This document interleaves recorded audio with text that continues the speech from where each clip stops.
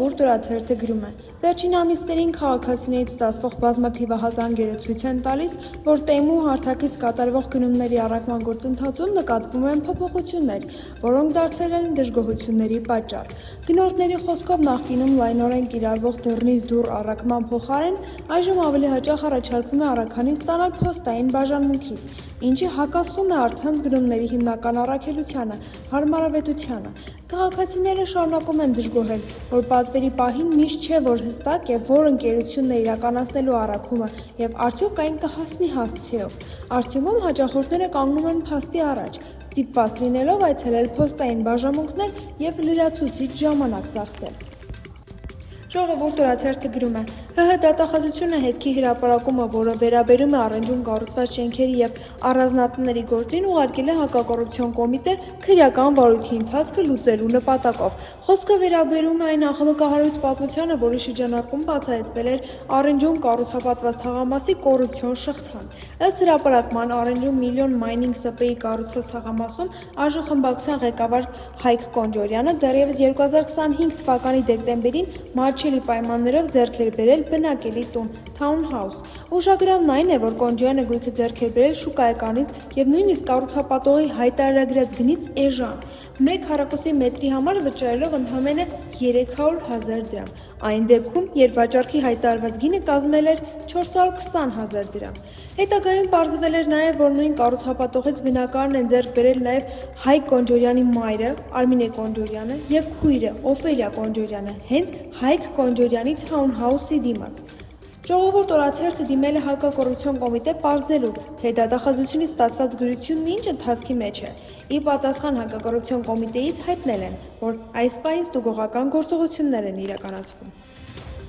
Հրապարակ թերթը գրում է. Մեր տեղեկություններով արդի ՔՔ պետ Արտակ Ղազարյանի դեմ ղեկավարությունն արշավ է սկսել ՔԿԾ պետ Ծովին Արդադևոսյանը, առաջին տեղակալ Սահակ Գրիգորյանը, օպերատիվ վարչության պետ Անդրանիկ Մելոյանը։ ԿԿՀ-ում ստուգումներ են։ Ստուգող հանձնաժողովի ղեկավար, անվտանգության ապահովման բաժնի պետի տեղակալ Լիլիթ Ջհանգիրյանը հայտարարել է, որ անպայման մի քանի արատավոր թերություններ կգտնի Արթիկի բանտում։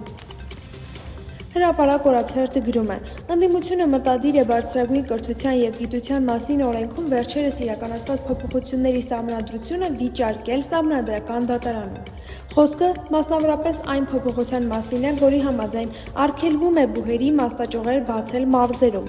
Այդպիսով սահմանափակվում է քաղաքացիների կրթություն ստանալու սահմանադրական իրավունքը։ Նախաձեռնողը Հայաստան խմբակցությունն է, որին կմիանան այլ ոչ իշխանական պատգամավորներ։ Հիշեցնենք, որ ՍԴ դիմելու համար 27 պատգամավորի ստորագրություն է պետք։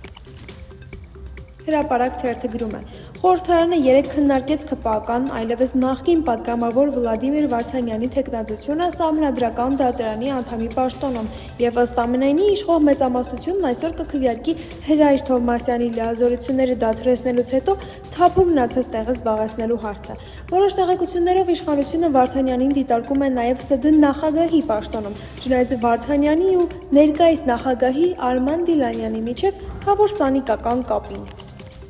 Հրապարակ թերթը գրում է. Նախորդ շաբաթ Նիկոլ Փաշինյանը մի խումբ արցախցիների մասնակցությամբ ներառական զարգացում, ձեռքբերումներ և անելիքներ խորագրով համաժողով էր կազմակերպել, որի ընթացքում ինքն ու իր նախարարները խոսում էին այն մասին, թե ինչպես են արցախցիների կյանքը դրախտի վերածել Հայաստանում։ Համաժողովին մասնակցող մի արցախցի, որը հետո պարզվեց Արագածոտնի մարզպետի խորհրդականն է, հոտնկայ շնորհակալություն հայտնեց Փաշինյանին։ Պարզվում է միջոցառումից շաբաթներ առաջ կառավարության աշխատակազմը գրություն է ուղարկել գերատեսչություններին և հորդորել հավաքագրել այն արցախցիներին, որոնք կհամաձայնեն մասնակցել այդ միջոցառման և կխոստանան իշխանությանը գովերգող տեքստեր ասել։ Ընտրություններից առաջ Փաշինյանն արցախցիների նկատմամբ էլ է որոշել հոգեբանական տեռոր իրականացնել։ Նման միջոցառումներով ոչ միայն նրանց, այլև Հայաստանի բոլոր քաղաքացիներին ցույց տալ, որ անգամ արցախցիներն են իրեն ընդունում։